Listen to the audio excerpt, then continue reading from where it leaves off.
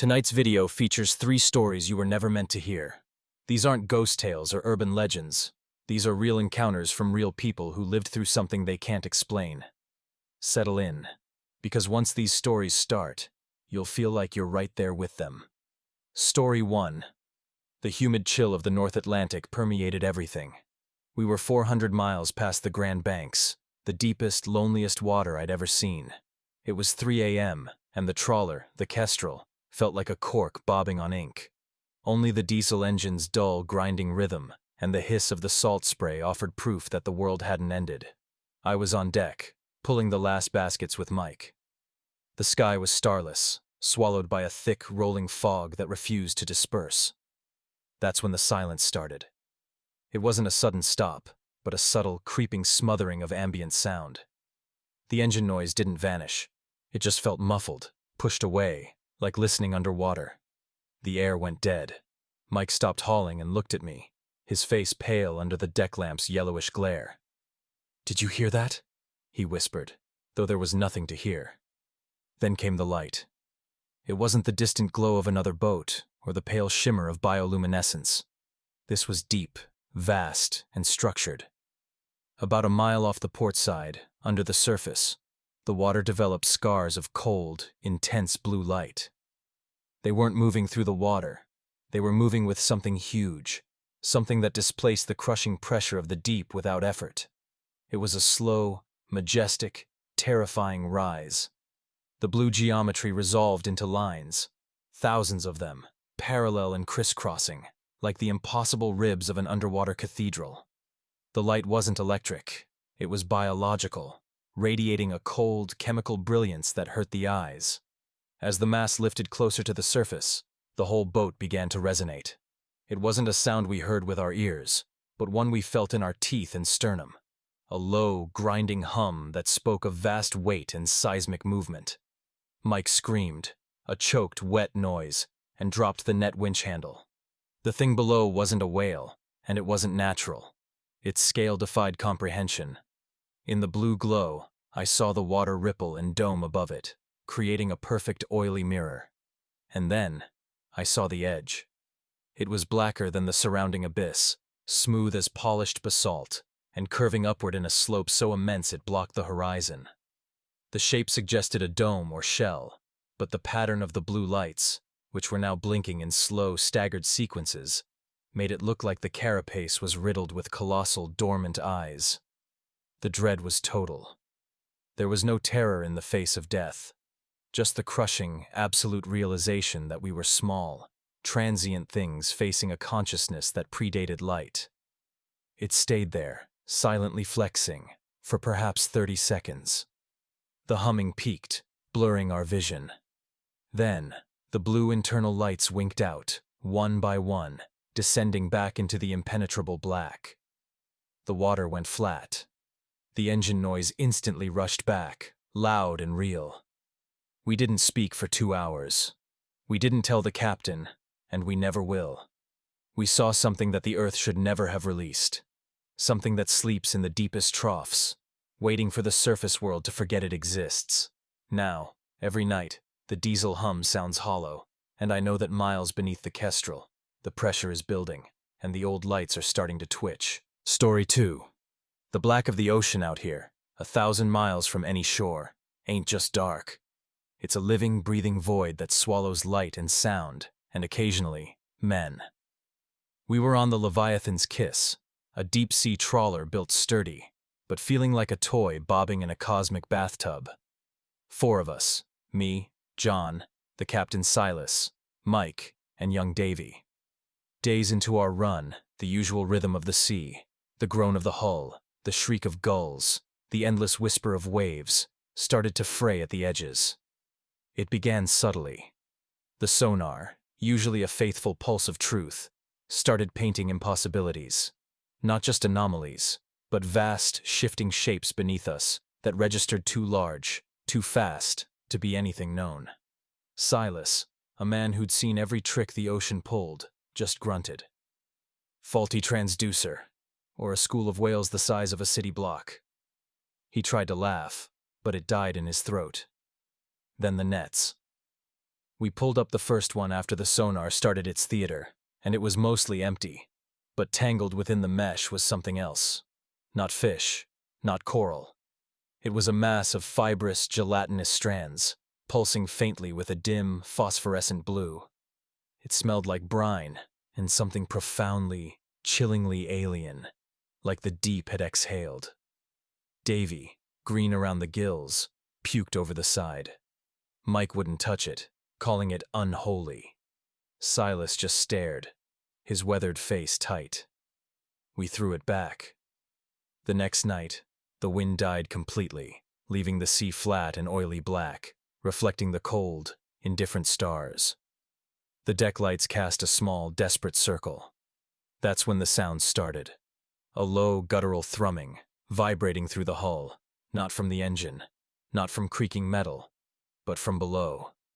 It felt like it was inside my teeth, rattling my bones. We all heard it. We stood frozen, listening to the terrible, silent symphony of the deep. "What in God's name is that?" Davy whispered, his voice thin. Silas, his eyes wide and bloodshot, just shook his head slowly. "I don't know, son. And I don't want to." Then came the lights. Not our lights, or distant vessels, but enormous, unblinking eyes of pure, cold luminescence, appearing and disappearing in the impossible blackness hundreds of feet below.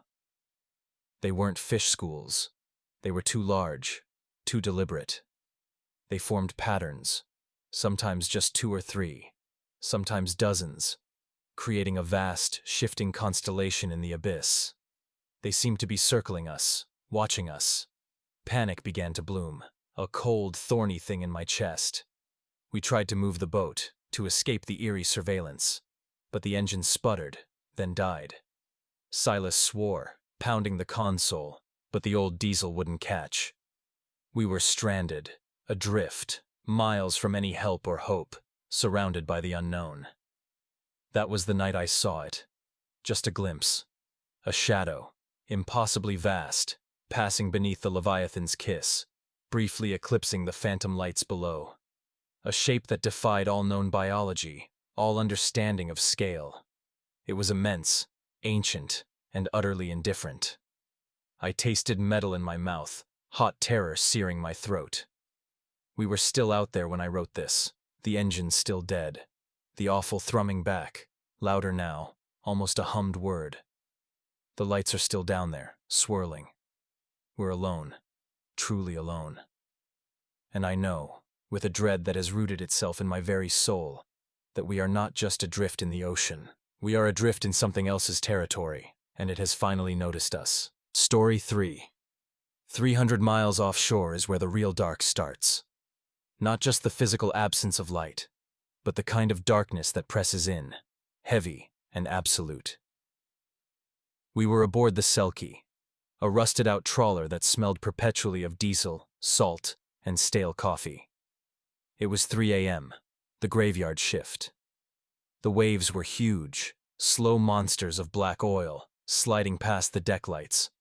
We were pulling the main drag, the deepest tow of the night, and the winch was screaming.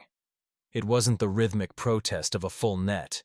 It was a desperate, metallic shriek, the sound of machinery fighting something too dense to move.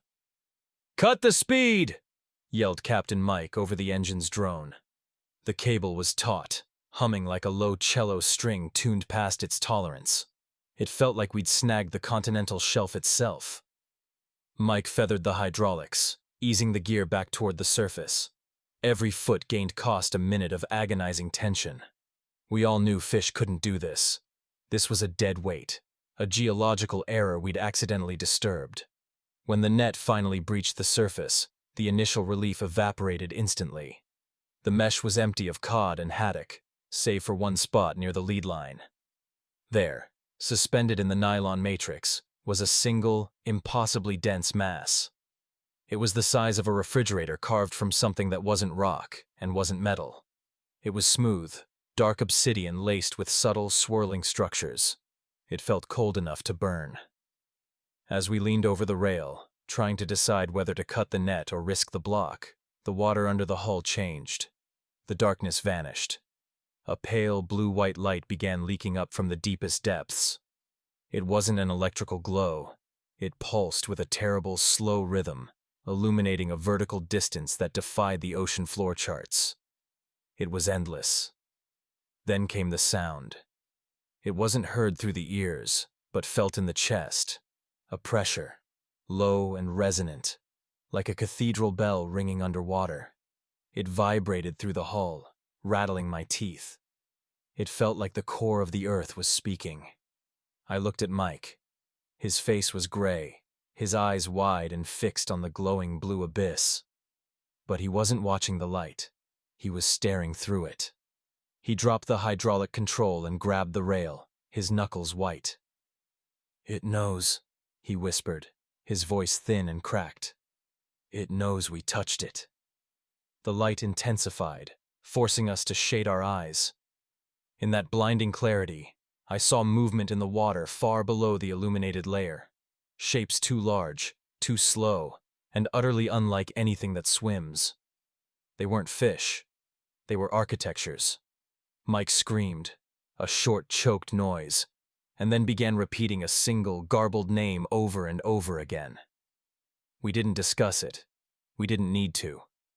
I grabbed the axe, and one of the deckhands grabbed the gaff hook, and together we cut the net line clean. The obsidian weight dropped back into the water with a heavy thwope, and the blue pressure vanished instantly, plunging us back into the crushing black. Now we are running. The Selkie is pushing 7 knots, far too fast for this weather. We're burning fuel like mad, heading east toward the rising sun. No one has spoken a word since the light went out. The water is just water again, oily and cold. But we all know the truth. We didn't just drag up something heavy. We broke the seal on something that was meant to be buried. And we proved that down there things don't just swim, they wait.